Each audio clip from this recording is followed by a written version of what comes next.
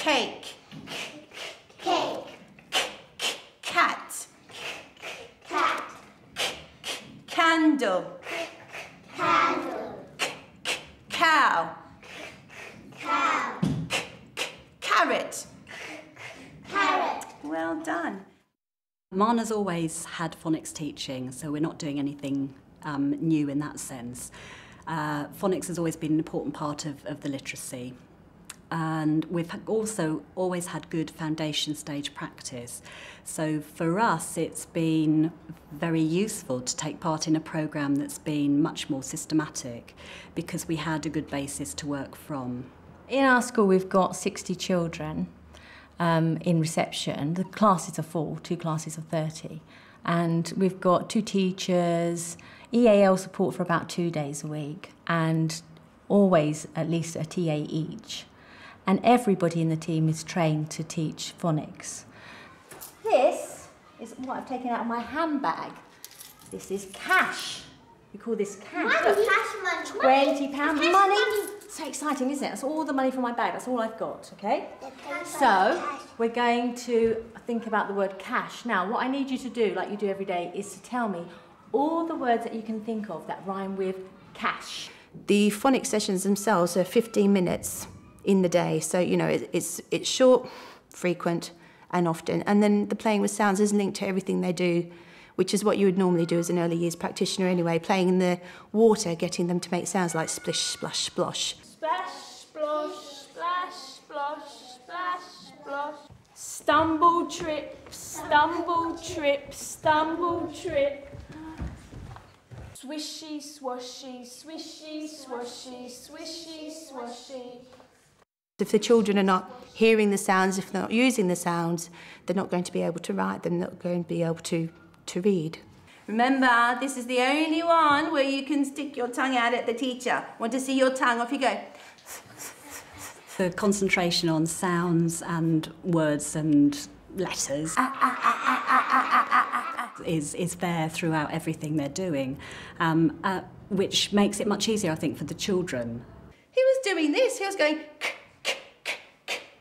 through the cabbages. Can you be a curvy caterpillar crunching the cabbages? Ready? Get your hands ready. Off we go. They were delicious, those crunchy cabbages. The Rose Report was really interesting for me when it came out to look at what it said. And one of the main things that came across to me from it was that although Jim Rose is obviously very keen on synthetic phonics, that one of the important things he was saying is that it's not the type of phonics, but it's how systematically it's used within a school. The children come in and they do a phonics session in the morning, every morning. And we basically start off the day like that. You know, we have some songs and that, and then we go into phonics. And we've got sort of groups of about half a class size. And the children are at different stages. We've got stages 1 to 5 currently. And the children move between the stages. If we feel that the child's not coping at that stage, we'll move them down a stage. If we think they're excelling, which are currently at stage 5, some of them are, we'll move them up a stage. And because we have such small groups, 15 children, we really know the children well. It can be done in any area of the curriculum. When the children are studying mini beasts, they might be searching for mini beasts that all begin with the first phoneme, the same first phoneme. They're trying to write the names of the mini beasts by sounding out the words. At Marna, many of the children who come into reception speak little or no English. We all know English is a complex language, and it's mentioned in the Rose Report that it's important not to leave anything to chance, and I think that's exactly where we're at, that children are not going to just pick up and understand the issues within the language itself, but they need to be explicitly taught it, particularly because of their own language needs. What do we do if we don't know a word? What's the first thing we do? We blend them out. Before we blend it out, we sound out the letters. Do we sound out the first phoneme first? Yeah. No, it's the first 3, yeah? The children are really making progress in their reading because we're doing the guided reading more frequently We were originally doing it just once a week, but we've really put the effort in and made sure that every group reads twice a week. It may be during the day at some other time. Maybe the class are having a story and the children have some guided reading, or on Friday when they have music, some staff will stay down and do a guided reading. You know, we try to fit it in so that everyone gets 2 sessions of guided reading and that it doesn't interfere with their other areas of learning. After we sound it out, imagine if we still don't know what the word is, what do we do? Look at the picture. Before we look at the picture, we read on, and then if you still don't know what it is, you can... Look at the picture. Yes, then you can look at the picture. I can see my grandmother. She is cleaning the car. I can see my cat. Quite a lot of children who come into early years are actually just beginning to become English language speakers. So they need the experience of hearing what the sounds are so that they can actually begin to make the sounds themselves. So I'm going to say some words like our robot. You know, we do the robot every day. I'm going to say some words to you, and I want you to tell me what the robot is saying by blending the sounds, okay? Listen. K, ah, sh. Cash. Ah, sh. Mash. Ah, sh. Flash. Okay, so if I say to you cash, I want you to go k-a-sh, and then write cash on your board, and then I want you to underline each sound, remembering to put one line under this diagram. Could everybody write the word wish? Wish. We did that this week. Sound it out, wish. There's been a sharp rise in the quality and the sophistication of the vocabulary that the children are using. Ish. Some of the children are not only the ones who are doing stage 5 phonics, even some of the children doing stage 2, through modelling are actually starting to use terms like diagraph, trigraph, phonemes, just in when we're doing shared class reading with the big book, and they'll actually point out, look, that word has got a diagraph in it. And I'll say, oh, can you tell me what the diagraph is? And they'll say, yes, double O. And I'll say, in this word, what sound does it make?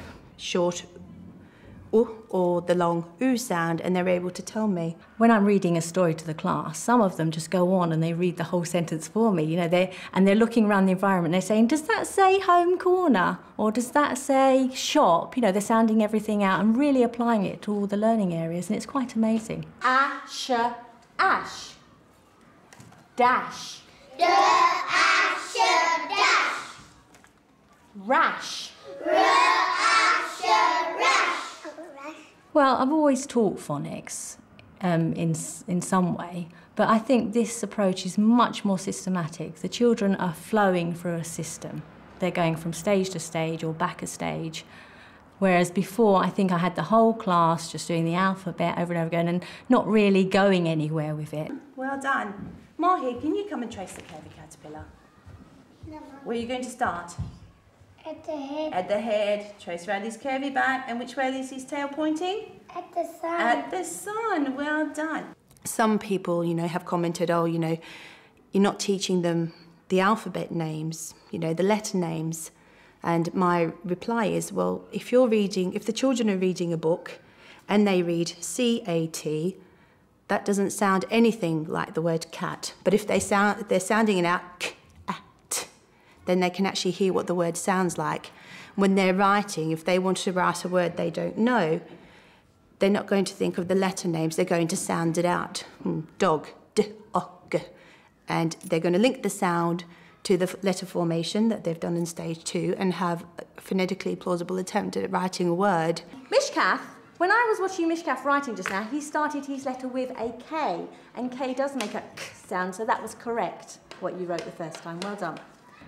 One little boy in the class this morning actually wrote one of the words starting with K, and it was the sound k, but he used a K, which was correct. It's just an error. And what I'd probably do is, it depends on the child's confidence all the time. You have to be, you know how teachers are always balancing this and that. So with him, I didn't want to damage his confidence. So I just said, well done, you've identified the right letter sound. You've got the next letter sound. He had the whole word except for the initial letter sound. And then That child is going to be in that group for quite some time. We'll be doing revisions, and then maybe next time he'll remember it started with a C and not a K. Some people might think that teaching phonics is a very dull thing to do, and for young children it's going to turn them off their learning. That's not been our experience. We feel it's embedded very well in everything they do. The teachers are very creative about how they go about teaching it. It's very interactive. They're using lots of different skills. There's a lot of rhyme and singing. There's a lot of call and response work. The children are very actively involved in it. Could you write the word clash? That means come together and bash together. Clash. You bump into someone in the playground, you clash with them. Clash. That's worked really well for all of the children, both the boys and the girls. And I think what it means is that they've become much more engaged in that process and become engaged at obviously at a very early age, which is what we want to see. He has been. He's been crunching all the cabbages. That's what happened after he ate all the cabbages. He got really big and fat. And what did he spin after he ate all the cabbages? Cocoon. A cocoon. And what's the first phone in your cocoon? The curvy caterpillar who crunched cabbages spun a cocoon. And then he turned into a cat. No. Butterfly? That doesn't begin with k, though, does it? What's the first phoneme of butterfly? It's not boring for the children at all because they're always advancing. They're not just sitting there day in, day out doing the letters. If they know that, they'll just move to the next stage. So it's never boring for them. They're always progressing. They're always moving somewhere. And so each day could be different for them. Or, you know, after a half a term, they'll be doing something different. So it's not boring for them at all. And I think, you know, for them to look around their environment, and, you know, we have a print-rich environment in the early years. They look around and they see all the print around them. They can read it, makes them feel empowered, and it's just great. It's really great. We don't push the children on unless they're actually ready for it. If they're not ready to move to stage 2, then we provide them with activities they can continue on with, you know, to get them ready to move into stage 2, get them ready to be able to hold a pen so they can start to form the letters correctly. A huge benefit for the children and for the school is that we're very, very clear about where they are in terms of their learning, their language and their learning at the end of their reception year, which means that they've got a really good head start when they move into year 1. What we're hoping is that the impact of that will be that we need to offer less intervention programmes higher up the school. We know now who the children are we need to pick up in year 1. We know what their needs are. We know what we need to be looking at. And I don't think we've ever before had that position. We've not been in that position to know enough about their learning needs at that point. And I think it will really benefit us and the children. They are much more successful learners. They're more motivated to read and write. It has a big impact on what they're doing. And, you know, it's just going to make it easier for the children as they progress through the school. What's that? One shiny wet nose, 2 big furry ears, 2 big goggly eyes. It's a bear! It's a bear. I know that there's a big debate about phonics and about foundation stage early years teaching. And for me, the issue isn't about either or. I think that both things, the creative teaching, the 6 areas of the curriculum, and the phonics teaching and the more systematic work can be done together hand in hand. What I need to know is that something will work for my children, and if it works then I'm going to use it. It's not about whether you're for or against one side of that argument, and I think that that's what's really, really important for us. Caterpillar. Caterpillar. Cake. Cake. Cat. Cat. Well done. Let's see if we can do it again a little bit faster.